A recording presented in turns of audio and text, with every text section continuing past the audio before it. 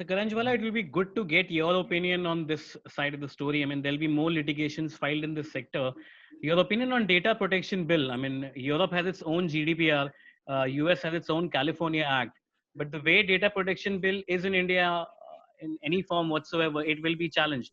Where do you see data protection law going specifically to Indian subcontinent, Indian land? It'll, it'll, it'll grow, but it will, for example, in litigation. Because data is the new oil, and more corporates have their eyes on it. Yes, but you know yes, I understand that. Okay, data protection. I don't know. It's difficult to say because just now the problems are too large. You know, I mean, at the moment, half the industry is wondering whether they will live or they will close down. I don't think people are wondering whether they'll keep their jobs or won't keep their jobs. I don't know whether suddenly now whether my data is protected, whether the fact that I shopped at Amazon or didn't shop at Amazon. I in fact, at least in the immediate this thing, No, sir, see that receding into the background. This debate again got a lot of traction since MHA raised flag over Zoom calls, and right now we are talking over Zoom. But you know, the data protection was okay. Now, just one second. Let's hold it. What are you saying that's confidential on Zoom? You're going to take this and you're going to air it. What is confidential about it? I mean, all right, maybe if you and I are exchanging a secret formula for a particular product, or Raian Karanjawala Swiss bank account. Well, I mean, if you find it, tell it. If you find it, give it to me. So what I'm trying to tell you is that, you know, okay, fine. Confidentiality is a great thing. I mean, people always tell me, don't talk on your phone. It must be getting out. I said, but what am I saying that is so secret? I mean, what are most of us saying on the phone on a day-to-day basis that even if it was tapped, we would be so worried about? I mean, look, I don't think anybody who has actually anything confidential to discuss is going to discuss it on Zoom. And beyond that, I mean, to say, oh, Zoom is not safe. All right, you and I are on Zoom. What is so confidential about what we are saying? You're going to air everything into, as soon as you can. So what is the big deal? I mean, you know, everything can't be a hawa. Data protection. Okay, yeah, we're not talking to the President of America. We're just talking to each other. So going back to the initial years of your career as a lawyer, when you just started to work with Parekh and Company, can you tell us a little about how was it to work at the Supreme Court of India in the late 1970s, early 1980s? Yeah, certainly. I'll tell you. You know, first, how did I join Parekh and Company? I stepped out of government law, came back, and I had a choice at that time, you know, because my mama and Masi were never married. So they had a house in Bombay. I had a flat in Bombay. My mama Masi said to me, why don't you stay on? And at that time, Bombay High Court, as I told you earlier, was the premier court. But I said, no, I'll go home. And I came back to Delhi. And thank God I did, because that was among the better decisions I made. So came back to Delhi and I went, as always, to my godfather of that time, Fali Nariman, and said, Fali uncle, now who should I join? Where should I work? So he said, Jimmy Dadachandi. So I said, great. And he talked to Jimmy, then Rohinton talked to Jimmy and said, you know, he's a very good friend of mine and we Parsis must help the Parsis. And he said, no, I can't say no to you. And then Jimmy flew off to England, came back. Then Jimmy flew off to Italy, came back. And then Fali changed his mind and said that Rohinton told me that my dad has decided that you should join Praveen Parekh. So I said, whatever dad says. And he said, I have spoken to Praveen, you go and meet him. So on 8th of August, this is 1979, I walked into Praveen Bhai's office. And he just looked at me, and it was my brother's birthday, so I remember it distinctly, 8th August. And he just looked at me and said, you work when I work. I work 7 days a week. I said, sure, sir, sure. And next day, you start tomorrow. I said, sure, sir. It was a Monday. We started.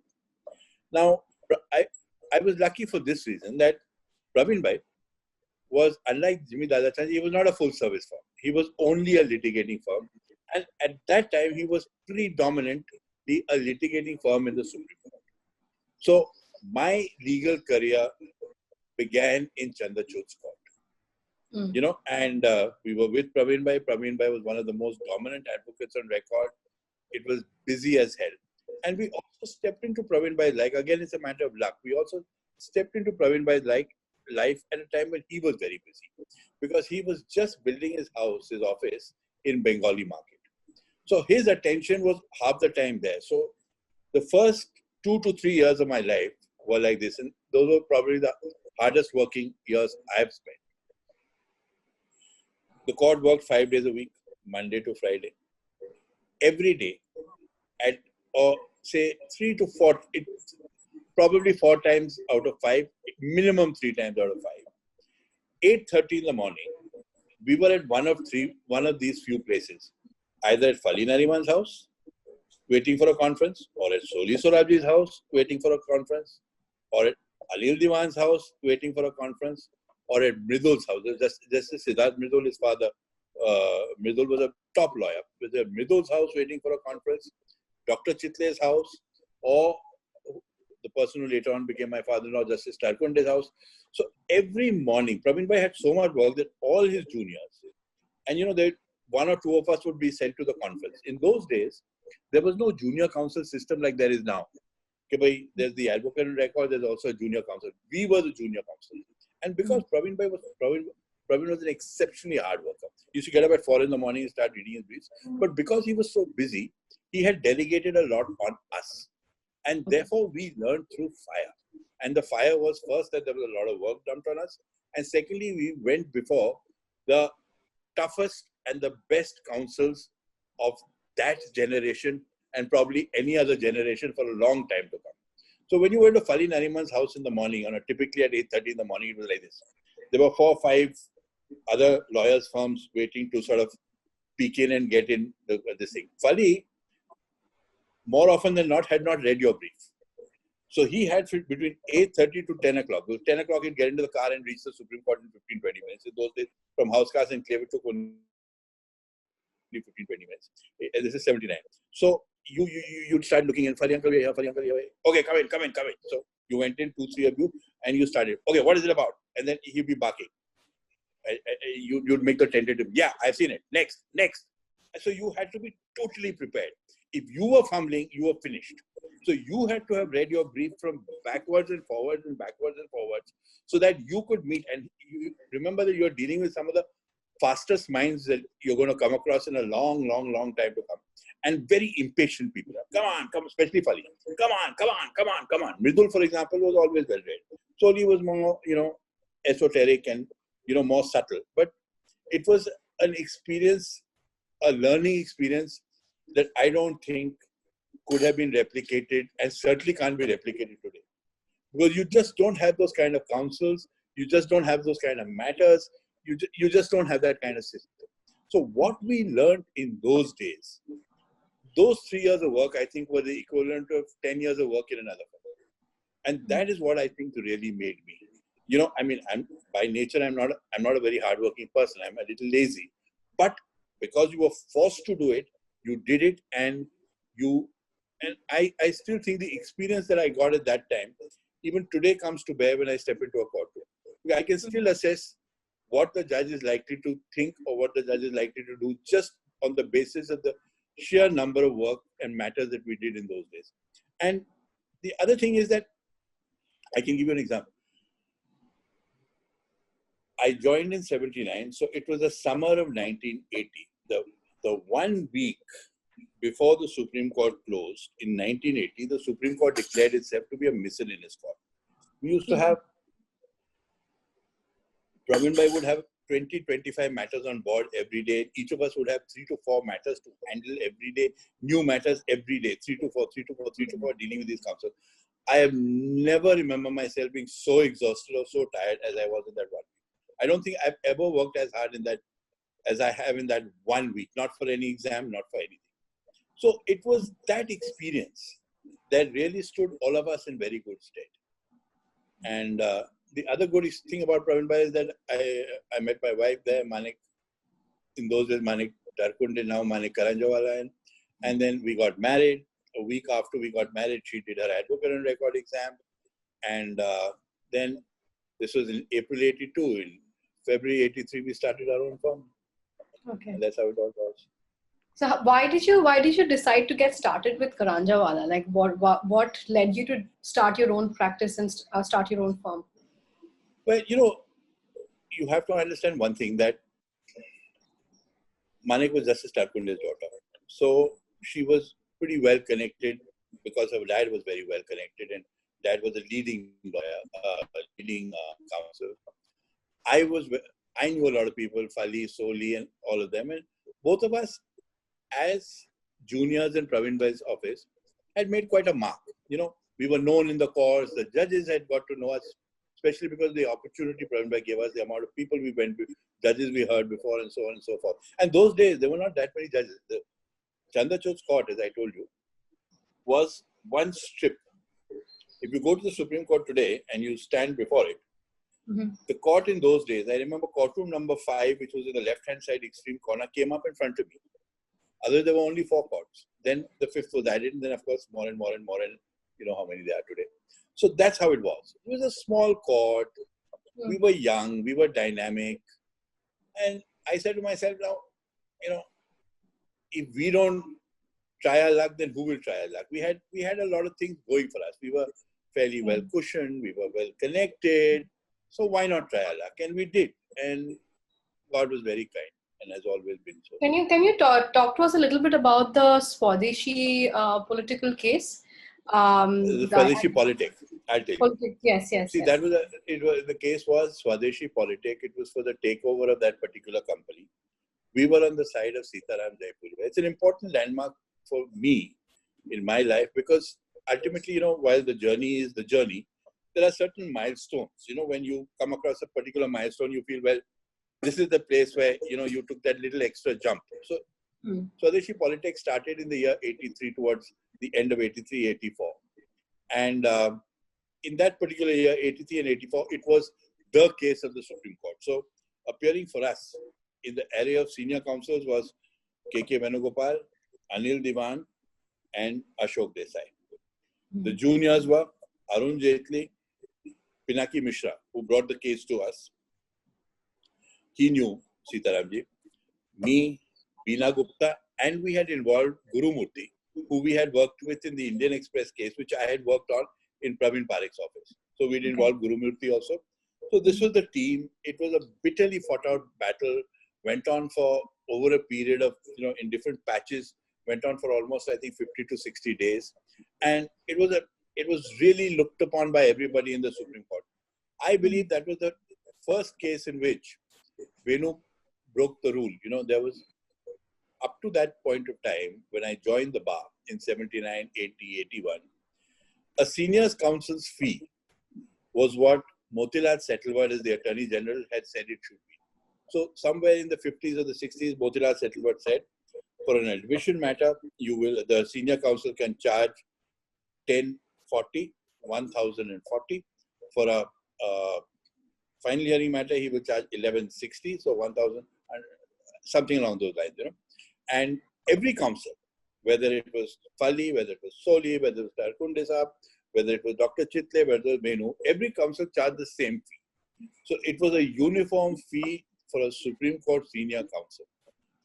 I think it was in that matter, in Swadeshi politics, that Venugopal for the final hearing first broke the rule and charged a higher fee. And then slowly the rule started getting broken by other places also, and that's how it went. So it was a landmark case because it was a very big matter being handled in the Supreme Court, being watched by many, many people, and being handled by a young advocate on record firm, which was us. So that was why that case is one of the milestones, early milestones in my career.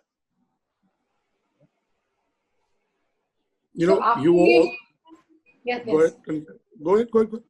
So after nearly 40 years of practice, early 1980s to now, are there habits and practices which you had at that point of time which you still have in you, like you still follow in your regular personal and maybe professional life? Well, I don't know so much about myself, but what I can say is that there are certain things I've observed that a successful lawyer, when handling litigation, should have, which is, I think, the question that you're, in a sense, asking, isn't it? Yes. Yeah. What should you have? So, first, to be a successful counsel or a successful lawyer, you must have energy. You just must have energy, because it is a profession which requires you to put in, it requires grit. A lot of people need not be that brilliant, but you require that ability to get up in the morning, get in there, do the grind, get back home, get back the next day. So you require energy. That's the first thing.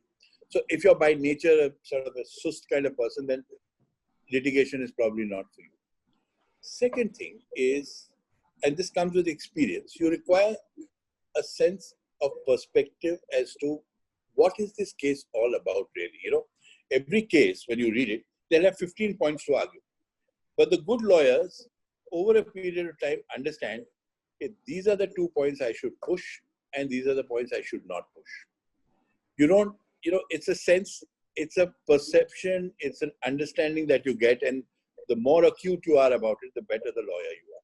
You have to know what is it that will turn the judge in your favor in this particular case, which point to push, which point not to push. So it's in some way intuitive. It's very intuitive. Yes, in a sense, it's a sort of, it's very sort of dynamic, because every judge thinks differently, every judge is reacting differently. So it's dynamic. But yes, you have to have that sense. Ki ye chalega boss, ye nahi chalega. Isko badao. So that's the second thing. The third thing is, and this I'll break up into two parts, and this I learned from Kapil Sibal. You know, I was always wondering, because Kapil, when, you know, you have to understand, when our early practice started, my first office was in B17 Marani Bagh. It was the Barsati of my father-in-law's residential flat. And Kapil used to stay at C1 Marani Bagh. So Kapil and us were very close friends. Every day after, I mean, every third day or second day after finishing work, we'd hop across to his house, and he and Nina were there, and we'd have a drink or whatever, and chit-chat, go out for dinner, this, that. So Kapil and us worked very, very closely in our early stages, you know, very, very closely. So Kapil is one top senior I saw sort of coming up before my eyes. Of course, I saw Arun, I saw Mukul, but I also saw Kapil at close quarters in the Supreme Court coming up. And Kapil had an exceptional early success, you know. He was just doing better and better and better. And I was wondering, you know, what is it? What is it? What is it? And then I realized that one of the things that Kapil had was a can-do attitude. You know, the point is, and this is what I'm trying to explain. The point is, when you're dealing with a case, don't constantly look at the faults of the matter and constantly try to point out to the client, why did you not do this? Why did you not do that? Whatever is done is done. You have to take the case and do the best you can with it. And that is important. You know, you have to take the case and do the best you can with it. Don't constantly just, you know, find fault, because then you will actually detract from your own presentation. You won't push that hard. And that is what I learned from Kapil, you know, that take a positive attitude to your client's case. It will, in the long run, pay off 9 times out of 10. So these are 3 things that I think are important. Now, I just want to pause here for a moment and add one last thing. I was talking about Kapil in a time when the matter is already filed. The client has decided he's going to come to the Supreme Court. He's filed the matter. He's brought it to you. You take it to Kapil. Kapil has to argue the matter. That's the stage when the decisions have already been done by the client. There is a stage prior to that, which is the stage when you have to advise the client. That is a stage where it is extremely important. And a lot of solicitors like us face that stage very often, you know, where you have to give the client your advice. Now, that is a different stage from the stage I talked about earlier. Earlier is the client has filed the case, he's come to you, you have to be positive, because there's no point now pointing out 40 different faults. At the stage of building the case up, or deciding whether to litigate, or deciding what to do, there you have to always be realistic and honest. So if you don't think the client should go to court, just tell him, don't go to court. You're not going to get anything out of it. Doesn't matter. He won't come to you. It doesn't matter. In the long run, this is what clients appreciate. And I'll tell you, one of my very happy moments was when, you know, shortly after, as you know, my firm was involved and is involved in this Cyrus versus Tata, Cyrus Mistry versus Tata litigation. And, you know, shortly after Cyrus had been sacked, and we had one of our conferences, and Ratan and I met after a few months, and we were talking, and he said one thing which I've always sort of greatly appreciated. He said, one about you, Raian, what we've always appreciated is that you've given us your frank advice. It hasn't always agreed with us, but you've always given it to us, and we appreciate that. And clients in the end appreciate if you give them realistic and frank advice, even if it is something they don't want to hear. And that is important. And, to just detract or just sort of sidetrack for a moment, I've often felt that one of the things that the Indian corporate does not do, they'll spend a lot of money on R&D, they'll spend a lot of money on marketing, but the one thing they never spend enough on is their own in-house legal teams.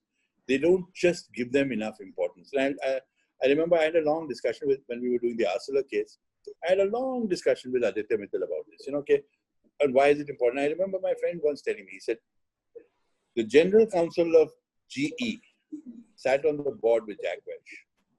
If the general counsel said something couldn't be done, Jack Welch couldn't do it because the general counsel would overrule him. That is something that the Indian corporate hasn't yet inculcated, but should inculcate into his system. A system by which your general counsel sits with you on the board and decides, yes, do this, don't do that. That's important. Because they are the ones who really, in a sense, block off the trouble way before it comes. They say, no, don't do this. If you do this, you'll be in trouble. And the corporate head should listen to him because he has the experience of what the law can unravel. And if you do that, a lot of things just happen to go better for you. I mean, I was just thinking earlier in the afternoon, you saw the news about Vijay Mallya being extradited. You guys must have seen that news. Now, supposing, you saw that. Just to take the case I gave you. Supposing he'd had 15 years ago a general counsel with that kind of authority who sat on his board, you would have told him, no, Vijay, sort this out, settle this, pay, and today things would be different. So that's the importance of the general strategic counsel. Legal advice. Yeah, at the right time, in the right way, and firm. And I always say that I learned I'm a very young entrepreneur, long way to go, very small. But one thing I learned about 10 years back, that, if you get advice and if it costs money, so be it. Eventually, what you pay for good advice is much lesser than what you stand to lose if you don't take that advice. Whether it's a good CA firm, it's a good law firm, or any domain specialist. Absolutely. But I mean, when I was saying this, I wasn't talking about a law firm. I didn't say people should come to us. No. What I meant is you build your own in-house legal team. The GCs, the in-house. Yeah, the GCs. They're the guys who are sitting next to you all day. They're the guys who you should listen to. And they're the guys who you should really listen to when you are in doubt as to whether something should or should not be done. Right. Bang on. So back to where I was. So these are the three things that you should have a litigator should look at himself. Energy, a sense of perspective of what the case is really about. And don't always, remember that a client is like a patient. When a patient goes to a doctor, he doesn't want to constantly told, oh God, you've got no chance, They need that little moral support. Give it. But as I told you, that is at a stage when the thing has already been done. At a prior stage, give him absolutely cold-blooded, correct advice. And it will stand you in good stead over the years.